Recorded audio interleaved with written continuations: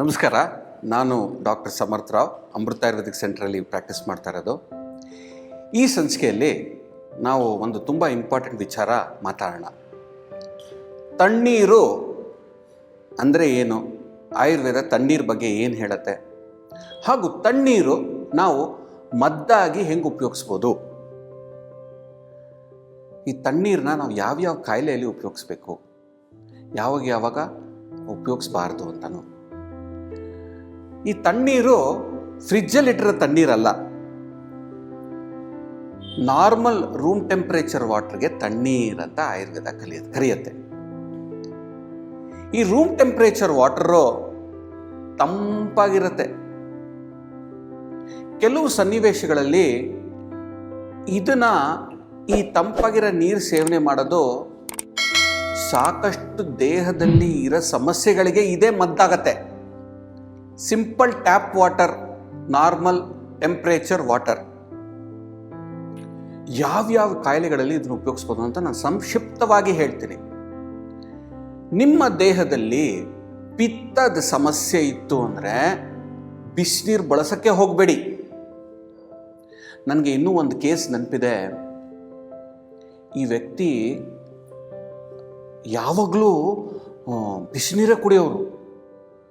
ಊಟ ಮುಂಚೆ, ಊಟ ಆಗಿದ್ಮೇಲೆ, ರಾತ್ರಿ ಮಲ್ಗೋವಾಗ ಎಲ್ಲ ಬರೀ ಬಿಸಿನೀರು ಒಂದು 20-25 ವರ್ಷ ಮಾಡಿ ಆಮೇಲೆ ಏನಾಯ್ತು ಗೊತ್ತಾ, ಅವ್ರಿಗೆ ಕೈ ಕಾಲಲ್ಲಿ ಯಾವಾಗಲೂ ಬರ್ನಿಂಗ್ ಸೆನ್ಸೇಷನ್ನು. ಆ ಪಿತ್ತ ಜಾಸ್ತಿ ಆಗಿ ಶೇಖರಣೆ ಆಗಿ ದೇಹದಲ್ಲಿ ಪಾದಗಳಲ್ಲಿ, ಕೈಗಳಲ್ಲಿ ಯಾವಾಗಲೂ ಬರ್ನಿಂಗ್ ಸೆನ್ಸೇಷನ್ನು. ಸೊ ಜಾಸ್ತಿ ತುಂಬ ಬಿಸಿನೀರೇ ಅಂತ ಸೇವನೆ ಮಾಡೋಕ್ಕೆ ಹೋಗಬಾರ್ದು.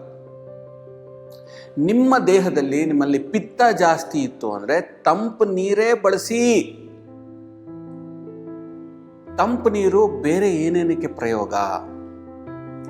ಮೊದಲನೇದು, ನಿಮ್ಮಲ್ಲಿ ವಿಷ ಶೇಖರಣೆ ಆಗ್ತಾ ಇದ್ರೆ, ನಮ್ಮ ಆಹಾರದಲ್ಲಿ ಇವಾಗ ಎಷ್ಟು ಥರದ್ದು ಫರ್ಟಿಲೈಸರ್ಸು ಎಲ್ಲ ಮಿಕ್ಸ್ ಮಾಡ್ತಾರೆ. ತರಕಾರಿಗಳೆಲ್ಲ ಯೂರಿಯಾ ಎಲ್ಲೂ ಮಿಸ್ ಆಗಿಲ್ಲ, ಎಲ್ಲ ಕಡೆ ಶೇಖರಣೆ ಆಗ್ತದೆ. ಇವಾಗ ಈ ನಡುವೆ 400 ಮಸಾಲ ಪ್ಯಾಕೆಟ್ಸು ವಿದೇಶಕ್ಕೆ ಹೋಗೋದು ನಮ್ಮ ದೇಶದಿಂದ ಬ್ಯಾನ್ ಮಾಡಿದ್ದಾರೆ. ಯಾಕಂದರೆ ಅದರಲ್ಲಿ ಕಾರ್ಸಿನೋಜೆನಿಕ್ಸ್ ಇದೆ ಅಂತ.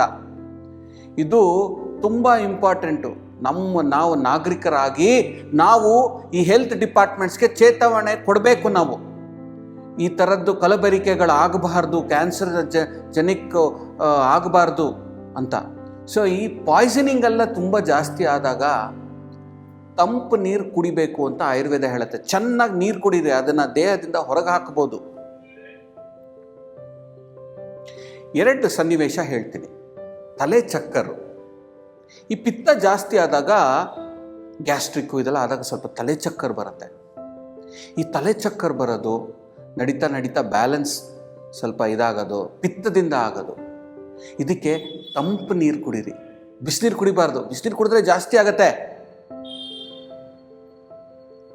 ಸೊ ಈ ತಲೆ ಚಕ್ಕರು ಇದಕ್ಕೆಲ್ಲ ಬರೋದಕ್ಕೆ ಒಳ್ಳೆ ಮದ್ದೇನು ಅಂದರೆ ತಂಪಾಗಿರೋ ನೀರು, ಅದನ್ನು ಕುಡೀರಿ. ತಲೆ ಚಕ್ಕರ್ ಬರೋದಕ್ಕೆ ಬೇರೆ ಬೇರೆ ಕಾರಣನೂ ಇದೆ, ಆದರೆ ಪಿತ್ತದಿಂದ ಆಗೋದಕ್ಕೆ ತಂಪು ನೀರು ಕುಡೀರಿ.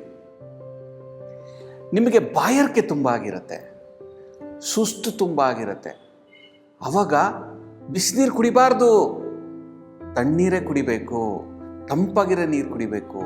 ನೀವೆಲ್ಲೋ ಬಿಸಿಲಲ್ಲಿ ಹೋಗಿ ಬಂದಿರ್ತೀರ, ಬಾಯಾರಿಕೆ ತುಂಬ ಜಾಸ್ತಿ ಆಗಿರುತ್ತೆ, ಅಥವಾ ನೀವು ತುಂಬ ಕಷ್ಟಪಟ್ಟಿರ್ತೀರ, ಬಾಯಾರಿಕೆ ಬಂದಿರುತ್ತೆ, ಆವಾಗ ನೀವು ತಣ್ಣೀರೇ ಸೇವನೆ ಮಾಡಬೇಕು. ಇದರಿಂದ ಏನಾಗುತ್ತೆ ಅಂದರೆ ನಿಮ್ಮ ಬಾಯಾರಿಕೆ ಕಮ್ಮಿ ಆಗುತ್ತೆ, ಸುಸ್ತು ಕೂಡ ಕಮ್ಮಿ ಆಗುತ್ತೆ. ಆವಾಗ ಬಿಸಿನೀರು ಕುಡಿದ್ರೆ ನಿಮಗೆ ಹಾನಿ. ಮತ್ತೊಂದು ಕಡೆ ಈ ವಾಂತಿ ಆಗೋ ಸಿಚುಯೇಷನ್ಸ್ ಬರುತ್ತೆ. ಫುಡ್ ಪಾಯ್ಸನಿಂಗ್ ಆಗಿರುತ್ತೆ, ಏನೋ ತಿಂದಿರ್ತೀರ, ಕರೆಕ್ಟಾಗಿ ಡೈಜೆಷನ್ ಆಗಿರಲ್ಲ. ಅಂಥ ಸಿಚುಯೇಷನ್ಸ್ ಏನಾಗುತ್ತೆ ಅಂದರೆ ವಾಂತಿ ಆಟೋಮೆಟಿಕ್ಕಾಗಿ ಬಾಡಿ ಹೊರಗೆ ಹಾಕತ್ತೆ. ಆ ಟೈಮಲ್ಲಿ ಬಿಸಿನೀರು ಕುಡಿಬಾರ್ದು, ಆ ಟೈಮಲ್ಲಿ ತಂಪಾಗಿರೋ ನೀರೇ ಕುಡಿಬೇಕು. ಯಾಕಂದರೆ ಸುಸ್ತಾಗಿರುತ್ತೆ ನಿಮಗೆ, ಆವಾಗ ಆ ನೀರು ಕುಡೋದ್ರಿಂದ ನಿಮ್ಗೆ ಶಾಂತತೆ ಆಗತ್ತೆ. ಇಂಡೈಜೆಷನಲ್ಲೂ ಕೂಡ ಸ್ವಲ್ಪ ತಂಪಾಗಿರೋ ನೀರು ಕುಡಿದ್ರೆ ಒಳ್ಳೆಯದು. ಮತ್ತು ನಿಮ್ಮ ಕೈಗಳಲ್ಲಿ, ಪಾದಗಳಲ್ಲಿ ಬೆಂಕಿ ತಡ ಸುಡ ಸೆನ್ಸೇಷನ್ ಏನಾರ ಇತ್ತು ಅಂದರೆ, ಬರ್ನಿಂಗ್ ಸೆನ್ಸೇಷನ್, ಡಾಕ್ಟ್ರೇ ರಾತ್ರಿ ಎಲ್ಲ ಕೆಂಡ ಹಾಕಿರಂಗಿರತ್ತೆ ಕಾಲಲ್ಲಿ ಕೈಯಲ್ಲಿ, ಇಂಥವ್ರು ಬಿಸಿನೀರು ಸೇವನೆ ಮಾಡಬಾರ್ದು, ತಂಪಾಗಿರೋ ನೀರು ಸೇವನೆ ಮಾಡಬೇಕು. ರಕ್ತದ ಸಮಸ್ಯೆಗಳೇನಾರ ಇತ್ತು, ರಕ್ತದಲ್ಲಿ HB ಕಮ್ಮಿ ಇತ್ತು, ಇದೆಲ್ಲ ಇತ್ತು ಅಂದರೆ ತಂಪಾಗಿರೋ ನೀರೇ ಸೇವನೆ ಮಾಡಬೇಕು.